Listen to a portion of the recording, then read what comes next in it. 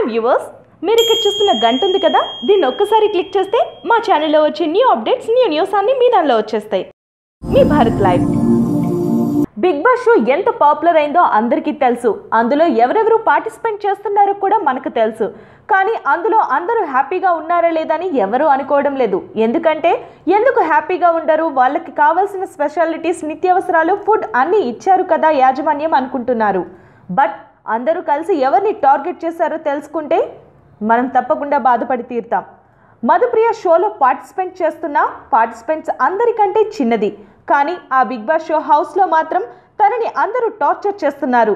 తనకి 3 days నుంచి నిద్ర కూడా లేకుండా ఏడిపిస్తున్నారని మధుప్రియ కెమెరాస్ ముందుకొచ్చి గుక్కపట్టి ఏడ్చింది. కల్పన, నాకన్నా ఎక్కువ కష్టాలు పడ్డావా నువ్వు? లేక నీకు కొత్తగా ఏమన్నా అలవాటా? నీ గురించి నాకు తెలియదా అంటూ మధుప్రియని అడిగిందట. కత్తి కార్తీక, నువ్వెందుకు ఏడుస్తున్నావు? మేము నిన్ను ఏం చేశాము? మా వల్లనే నువ్వు ఏడుస్తున్నావంట. ఇదేమన్నా మీ ఇల్లా? ఏ పని చేయకుండా నేను చిన్నపిల్లని, నాకు అలవాటు లేదని తప్పించుకోవడానికి ఇక్కడ ఎవరు ఏ వంట వండినా నువ్వు తప్పకుండా తినాలి. అంతేకాని నీకు నచ్చింది ఇక్కడ ఎవరు చేయరు.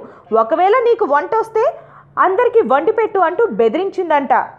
ఇంకా ముమైత్ ఖాన్, జ్యోతి అయితే తను ఏడుస్తూ, నువ్వెందుకు ఏడుస్తున్నావు? ఇంకొకసారి ఏడుస్తే మేమిద్దరం కలిసి నిన్ను కొడతాము, అప్పుడు ఇంకా ఏడుద్దు అని ఎగతాళి చేశారట.